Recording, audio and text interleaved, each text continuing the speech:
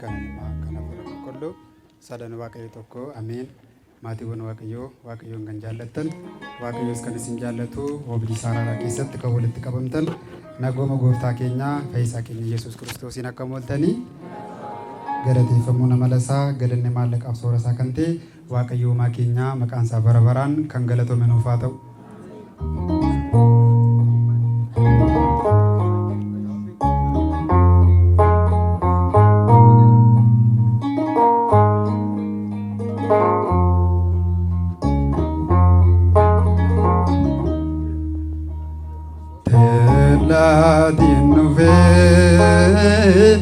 Akkana miidhagni koo ati na eegi na tiksi gooftaa koo soomatan bu'aa gara keen ilaala nagaa jireenya koo soomatan bu'aa Rakheen lalo nakabiyar kako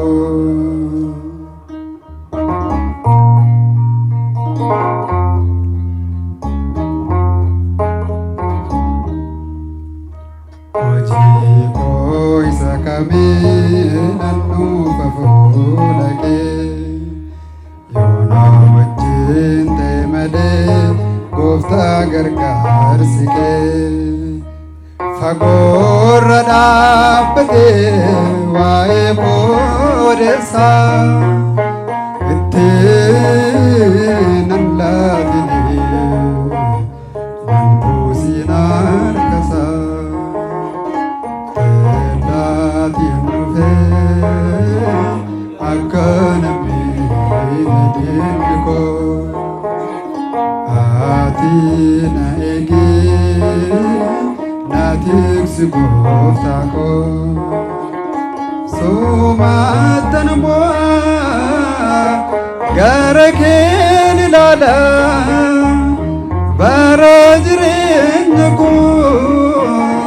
soomatan bu'aa gara keen ilaala naqabii harka koo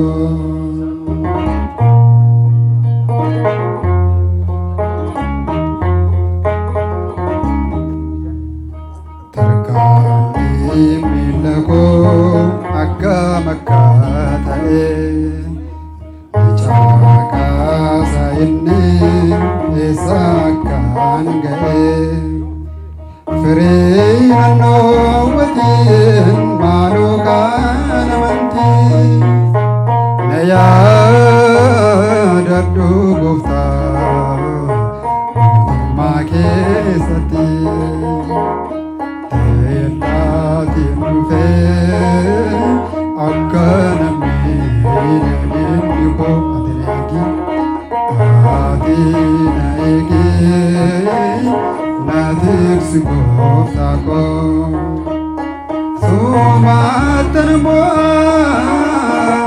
bara keen ilaala bara jireenya koo soomatan bu'aa gara keen ilaala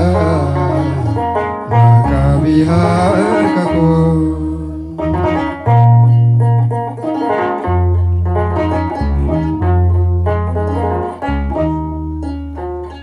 ormiinaat gammada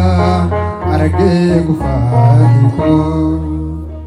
argaaruun jaallattu lubbuudhaan jooru koo jireenya koo hundaa kenneeraan hoositti sittaan kooluu galee boqonnaa kootati teellaatiin dhufee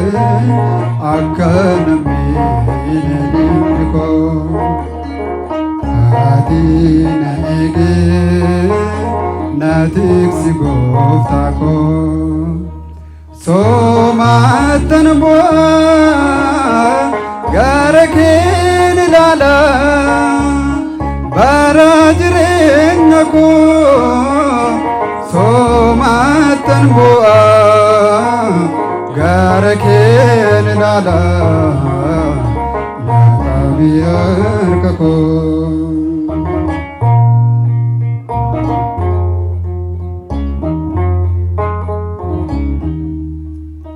Ulee dhaabbata koo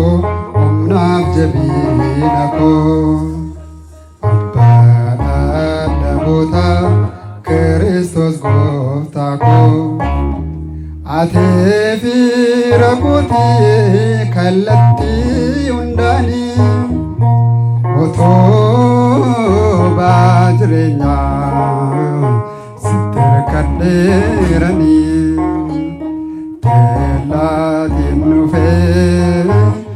akka namni inni koo ati na eegee. Natiksi gooftaa koo soomatan bu'a gara kee ilaala bara jireenya koo soomatan bu'a gara kee ilaala laqabii